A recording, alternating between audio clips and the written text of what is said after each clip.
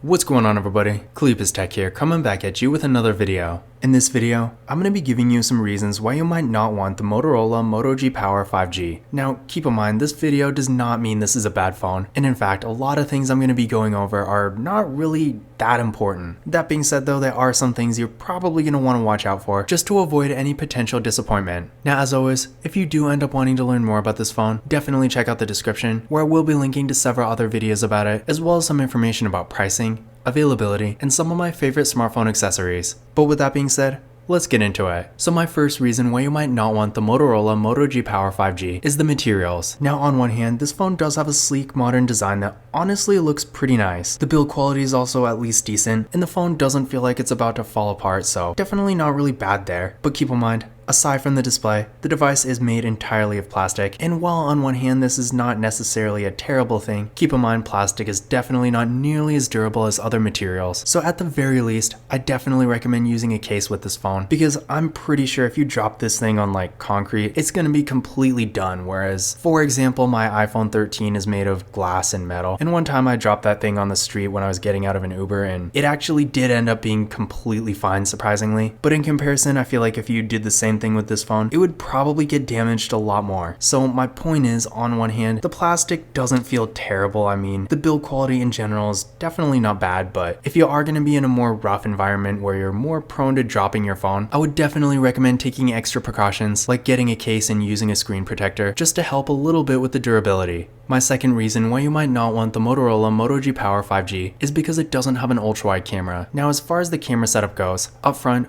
we got a 16 megapixel front-facing camera, and on the back, we got a triple camera setup with a 50 megapixel main camera, a 2 megapixel depth sensing camera, and a 2 megapixel macro camera. So in general, aside from not having an ultra-wide camera, the camera setup we're getting here is actually pretty good. And in addition to this, the photo quality here is really good too. So if you're really just taking regular pictures and maybe using the macro camera, you should honestly be perfectly fine with this phone. But that being said, again, this phone does not have an ultra-wide camera, which is kind of disappointing considering an ultra-wide camera is such a popular and useful feature. So just keep in mind, if you do want to get those wider angle photos, you are going to want to get something else. My third reason why you might not want the Motorola Moto G Power 5G is because it doesn't have NFC. Now, this is one of those things that's definitely a serious drawback here, and for some people it might actually be a deal breaker. But keep in mind, because this phone doesn't have NFC, you can't use tap and pay with it. And seeing as tap and pay is becoming so much more popular and widely used, at this point in 2023, I feel like NFC is a feature pretty much every smartphone should have. I mean, at least in the US, if you go into pretty much any store, almost all of them are bound to have some sort of tap and pay, so getting this phone and missing out on that entire feature is definitely disappointing. And even if you don't currently use tap and pay, if you get a phone like this that can't even use the feature, you won't even have the option to try it. So yeah, definitely disappointing here. But that being said, I know some people maybe don't use it and never will. So if that's you, then this obviously is not going to matter. But again, keep in mind, if you do want to use tap and pay, unfortunately this phone does not have NFC, so you can't use that feature. My fourth reason why you might not want the Motorola Moto G Power 5G, and this one is really not that big a deal, but unfortunately this phone does not have wireless charging. Now, am I really surprised here? No, not really. But at the same time, I know a lot of people have older flagship phones, for example, that do have wireless charging. So if you are expecting pretty much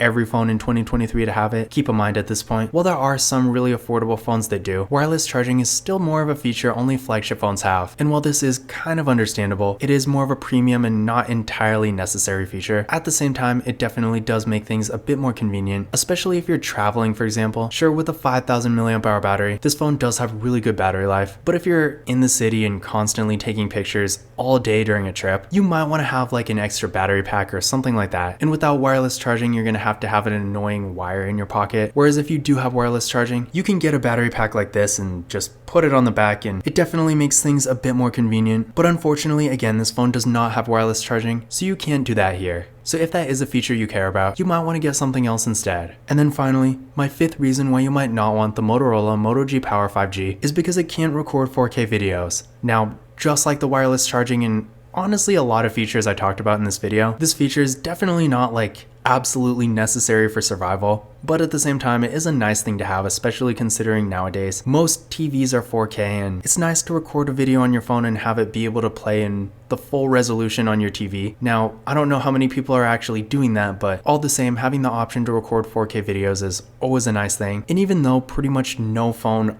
under $200 like this one can record 4K videos. I feel like at this point in 2023, it's been so long that you would think we'd start to see that feature in more affordable devices. But again, unfortunately, this phone cannot record 4K videos, and neither can most phones in this price range. So if you are recording a lot of videos and you want to get that higher resolution, definitely keep this in mind. But those were some of my reasons why you might not want the Motorola Moto G Power 5G. Now in general, I feel like most of these things are more or less minor inconveniences, and at the end of the day, especially for the price, the Moto G Power 5G is honestly a great phone, and if you're looking for an affordable 5G phone that has really good performance, a super nice display, a great camera, a large battery, and a really good software, then you're honestly not going to go wrong with this phone. But once again, if you do want to learn more about it, definitely check out the description, where I am linking to several other videos about the device, as well as some information about pricing, availability, and some of my favorite smartphone accessories. But that's it for this video. If you enjoyed it and found it useful, be sure to give it a thumbs up and hit that subscribe button. Don't forget to follow Kalipis Tech on Twitter and Instagram. And as always,